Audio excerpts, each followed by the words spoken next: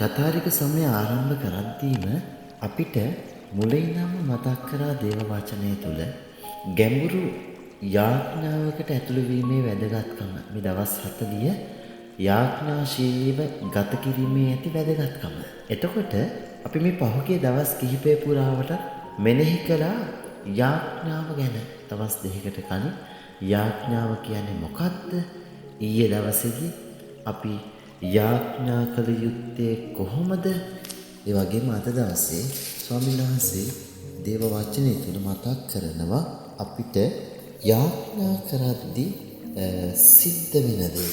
දවස් 3ක් තිස්සේ අපි පිළිවෙලින් මෙනෙහි කරා යාඥාව කියන්නේ මොකක්ද? ස්වර්ගයේ වැඩසිටින කියන යාඥාව ක්‍රිස්තුන් වහන්සේ උගන්වලා අපිට කියලා දුන්න යාඥාවක් කිව යුත්තේ කොහොමද කියන කාරණාව. ඊට පස්සේ ඊළඟ දවසේ අපි මෙනෙහි කරා යාඥාව තුල අපිට සිද්ධ වෙන දේ. අද දවසේ අපි මෙනෙහි කරනවා ඇත්තටම මේ යාඥාව කරන්නේ කොහොමද කියන එක. ඒ නිසා ස්වාමීන් වහන්සේ අද දේව වචනය තුල කියන්නේ ඉල්ලන්න ඔබට දෙනු ලැබේ, සොයන්න ඔබට සම්භවේ, තට්ටු කරන්න ඔබට දොර හරිනු ලැබේ. මොකද්ද මේ කියන්නේ? ඊපස්සේ කියනවා පැහැදිලිවම අපි කරන හැම යාඥාවකටම දෙවිපැරණ වහන්සේගෙන් අපිට උත්තරයක්, පිළිතුරක්, ප්‍රතිචාරයක් තියෙනවා. අපි කරන යාඥාවක් දෙවියන්ට ඔප්පු කරන කිසිම යාඥාවක් උත්තරයක් නැති තැනකටපත් වෙන්නේ. No prayer would go unanswered by God. ඒ නිසා මතක තියාගමු ස්වාමීන් වහන්සේ අපි හැම කෙනෙක්ටම අපි කරන යාඥාවට උත්තර දෙන්න. ඒ නිසා කියන්නේ හැමතිස්සෙම දෙවියන්ගෙන්ම හොයන්න, දෙවියන්ගෙන් ඉල්ලන්න, දෙවියන් ළඟට ගිහිල්ලා ජීවිතේ දේවල් ගැන හිතා බලන්න සහ අපි යා යුතු මාර්ගය හොයාගන්න, අට්ටු කරන්න ඔබට දොර හරින්න ලැබි ජීවිතේ අපිට අවශ්‍ය කරන මම්මාවත් වලට අපි පිවිසෙන්නට ඕන ස්වාමීන් වහන්සේ පෙන්වන මාර්ගය ඔස්සේ. ඒ නිසා ප්‍රේමවන්තිනි බලන්න ස්වාමීන් වහන්සේ කියන්නේ සංසන්දනයක් කරනවා. මේ ලෝකේ ඉන්න තාත්තා කෙනෙක් තමන්ගේ දරුවන්ට එච්චර පරිස්සමට, එච්චර ආදරෙන් දරුවන් ඉන්නන දේවල් දෙනවා නම් ඒ දේව තාත්තා ගැන අපිට එහෙම හිතෙන්නේ නැත්තේ. දෙවියන් වහන්සේ කියන්නේ සර්ව සම්පූර්ණ දැනන වහන්සේ. එතකොට දෙවියන් වහන්සේ අපි ඉල්ලන දේ ඉල්ලන්න කලින් දැනගෙන අපිට අවශ්‍ය හැමදේම දෙනවා. ස්වාමීන් වහන්සේ එනිසයි කියන්නේ අපි ඉල්ලද්දී උන්වහන්සේ අපිට දෙනවා. අපි උන්වහන්සේ තුල සොයද්දී අපිට සම්බ වෙනවා. දැන් අපි කොච්චර මේ දේව වචන තුල මෙහෙම කිව්වත් අපේ හදවතට එනවා මෙහෙමත් හැඟීමක්. පිල්ලුවට අපිට ලැබෙන්නේ නැහැ. අපි සෙව්වට අපිට හම්බ වෙන්නේ නැහැ. එහෙනම් මේ දේව වචනේ බොරුවක්ද?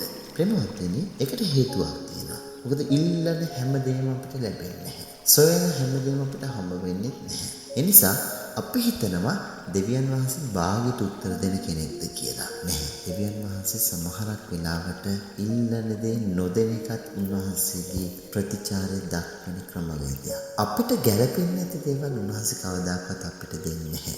අපි ඒක හොඳින් තේරුම් ගන්නට ඕන. සමහරක් වෙලාවට චූටි කාලේ බයිසිකලයක් කිල්ලුවම තාත්තලා බයිසිකල් අරන් දෙන්නේ. මොකද තාත්තා දන්නවා දරුවගේ ආශාව ඒක වුණාට දරුවට ඒක අහිත කරයි. දරුවට ඒක අනතුරුදායක. ඒ නිසා තාත්තා දන්නවා දිය යුතු හරිම දේ මොකක්ද කියලා.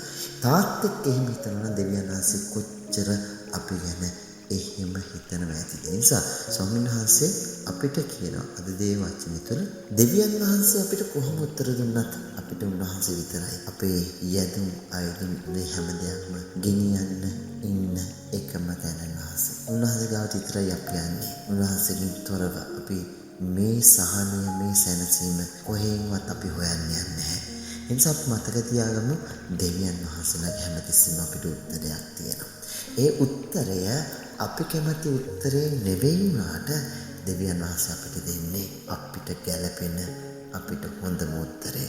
දෙවියන් වහන්සේ අපිට දෙන දේ බාර ගන්න තමයි යාඥාවෙන් අපිව මෙහෙවන්නේ. අපි ඒක තේරුම් ගන්න ඕන. ස්වාමීන් වහන්සේ කියන්නේ කාරණාව තේරුම් ගත්තම අපිට දෙවියන් වහන්සේත් එක්ක මේ ගනුදෙනු හරි ලස්සනට කරන්නට පුළුවන්. ඒ නිසා අපි තේරුම් ගනිමු දෙවියන් වහන්සේ ළඟට අපි අරගෙන එන හැම යාඥාවකටම උන්වහන්සේ ළඟ උත්තර තියෙනවා. අපි බලාපොරොත්තු වෙන දේම අපිට නොලැබුණත් උන්වහන්සේ අපිට හරිම දේ, හොඳම වෙලාවට දෙනවා කියලා අපි විශ්වාස කරන්න පුරුදු වෙමු. ජේසුස් පිහිටයි. ඉල්ලා යදින දේ ඔබට දෙනු ලැබේ. සොයන පතන දේ නොලැබ යනු නැතේ. ඉල්ලා යදින දේ ඔබට දෙනු ලැබේ. සොයන පතන දේ